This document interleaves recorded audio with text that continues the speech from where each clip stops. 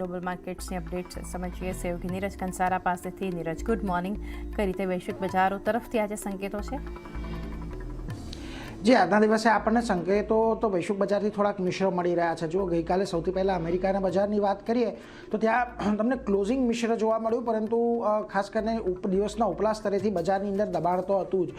ડાઓએ ગઈકાલે એક નવું શિખર બનાવ્યું અને શિખર બનાવ્યા બાદ દિવસના ઉચ્ચતમ સ્તરેથી 400 પોઈન્ટ ઘટીને બંધ થયો. જો કે ગ્રીન ઝોનની અંદર બંધ થયો હતો, પરંતુ S&P 500 નાસ્ડેક બંનેની અંદર જુઓ ગઈકાલે તમને લાલ નિશાનની અંદર જ કામકાજ થતું જોવા મળ્યું દિવસના અંતે, એટલે ત્યાં એક આપણને દબાણ આવતું દેખાયું છે. હવે જો આજે લગભગ 4 દિવસની આપણે તેજી જોઈ અને તેજી બાદ ગઈકાલે આપણને થોડુંક દબાણ S&P 500ની અંદર આવતું દેખાયું છે. એટલે આ 4 દિવસની અંદર જે S&P 500નું માર્કેટ કેપ છે એ લગભગ $3.7 ટ્રિલિયન જેટલું આપણને અહીંયાથી વધતું દેખાયું છે. બીજી તરફ ગઈકાલે એનવીડિયાના સ્ટોકની અંદર સારી એવી તેજી હતી, તો બીજી તરફે એને લઈને બજારને ટેકો મળ્યો. તો આલ્ફાબેટ અને AMD આ બંનેની અંદર એક દબાણ હતું અને એ બંનેનું દબાણ બજારને થોડુંક નીચે લાવવાનો પ્રયત્ન કરી રહ્યો હતો. હવે ગઈકાલે ઘણા બધા સ્ટોકની અંદર એક્શન રહ્યું, જેમાં ખાસ કરીને સૌથી પહેલાં એનવીડિયાની વાત કરીએ તો સ્પેસએક્સના અર્નિંગ કોલમાં મસ્કે એનવીડિયાનો ઉલ્લેખ કર્યો. એમણે એવું કહ્યું કે અમે એનવીડિયાની ચીપ વાપરી રહ્યા છીએ, જે અમારા જેટલા પણ રોકેટ છે. અને ત્યારબાદ એનવીડિયાના સ્ટોકમાં ગઈકાલે 3%ની તેજી આપણને આવતી દેખાય. આ ઉપરાંત ગઈકાલે AMDના શેરમાં જેમ કહ્યું એક મોટો ઘટાડો હતો, 7%નો ઘટાડો ત્યાં આવ્યો. આલ્ફાબેટનો શેર લગભગ 4% ઘટ્યો. હવે AMDએ Q3નું ગાઈડન્સ છે એ ઘટાડ્યું હતું અને એને કારણે આપણને ગઈકાલે દબાણ આવતું દેખાયું. તો બીજી તરફ આલ્ફાબેટના ચીફ સાયન્ટિસ્ટ છે જેફ ડીન, એમનું રાજીનામું પડ્યું અને રાજીનામા બાદ ગઈકાલે ત્યાં દબાણ આવતું દેખાયું. બીજી તરફ સ્પેસએક્સમાં પણ ગઈકાલે એક મોટો ઘટાડો આવતો જોવા મળ્યો. ઓલમોસ્ટ 13%નો ઘટાડો ગઈકાલે ત્યાં આવ્યો છે. આ ઉપરાંત સેન્ડિસ્કના પરિણામો આવ્યા. સેન્ડિસ્કના પરિણામોમાં આવક અને EPS બંને અનુમાનથી સારા હતા.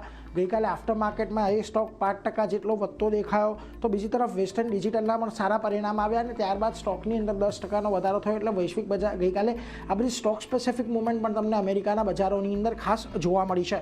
બીજી તરફ સ્ટ્રેટને લઈને ઈરાનનું અહીંયાથી નિવેદન આવતું દેખાયું છે અને તેમનું એવું કહેવું છે કે ઈરાન અને અમારી એટલે ઓમાન સાથેની જે અમારી વાતચીત છે એ હવે અંતિમ તબક્કાની અંદર પહોંચી ગઈ છે અને થોડા જ સમયની અંદર સ્ટ્રેટને લઈને અમે એક નવી પોલિસીની પણ જાહેરાત કરીશું. આ અંગે કરાર પણ થઈ ગયો છે. થોડા વખતની અંદર એક સંયુક્ત નિવેદન પણ આવશે એ બાબતે.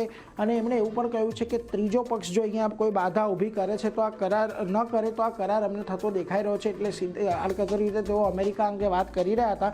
બીજી તરફ ડોનાલ્ડ ટ્રમ્પનું પણ નિવેદન આવતું દેખાયું. એમણે પણ કહ્યું કે ઈરાન સાથેની વાતચીત છે એ સાચી દિશામાં આગળ વધી રહી છે. 48 કલાકની અંદર સ્થિતિ સ્પષ્ટ થશે અને ઈરાન માટે આ કરાર તેમના હિતમાં છે એ પ્રકારનું નિવેદન ડોનાલ્ડ ટ્રમ્પથી પણ આવ્યું. એટલે જો ખાસ કરીને ઓમાન અને ઈરાન આ બંને વચ્ચે જો સ્ટ્રેટને લઈને થોડી ઘણી કરાર આવતા દેખાય છે તો મહત્વનું એટલા માટેનું રહેશે કે જે ક્રૂડની સપ્લાય અત્યારે થોડી ઘણી પણ જે પ્રભાવિત થઈ છે તે ફરી પાછી આપણને સરળ થતી દેખાશે. એટલે એને લઈને ખાસ તમારે ધ્યાન રાખવાનું છે. જો કે આ બધાની વચ્ચે ગઈકાલે હવે તમે એશિયાના બજારો ઉપર આવો કે જાંગડી આપણને આજના દિવસમાં થોડુંક મિશ્ર કામકાજ જોવા મળી રહ્યું છે. ખાસ કરીને જો કોરિયાના બજારો નીચે છે, નિક્કે અને તાઇવાનની અંદર પણ આજના દિવસે તમને થોડાક દબાણ હેઠળ કામકાજ કરી રહ્યા છે. તો બીજી તરફ શાંઘાઈ, હેંગસેંગ અને સ્ટ્રેટ ટાઈમ્સની ખાસ કરીને વાત કરીએ તો ત્યાં પણ આજના દિવસે થોડોક મિશ્ર કારોબાર જોવા મળી રહ્યો છે. જો સ્ટ્રેટ ટાઈમ્સ અને શાંઘાઈ પોઝિટિવ છે, પરંતુ હેંગસેંગની અંદર થોડુંક દબાણ જોવા મળી રહ્યું છે. હવે ગઈકાલનો દિવસ CSના સેશનની અંદર આપણને થોડોક વધારે સારો રહેતો એટલા માટે જોવા મળ્યો હતો કારણ કે 3:15ના ક્લોઝિંગ અને 3:30ના ક્લોઝિંગ વચ્ચે સોમવાર અને મંગળવાર જેવા બહુ મોટા ડેવિએશન નહોતા આવ્યા. ગઈકાલે આપણું ફ્યુચર્સ જે છે 24,647 પર બંધ થયું. 692ના ગિફ્ટ નિફ્ટી સંકેત આપી રહ્યું છે. એટલે 40-50 પોઈન્ટના ઉછાળા સાથે શરૂઆત થાય એવી અત્યારે શક્યતાઓ લાગી રહી છે ચારની.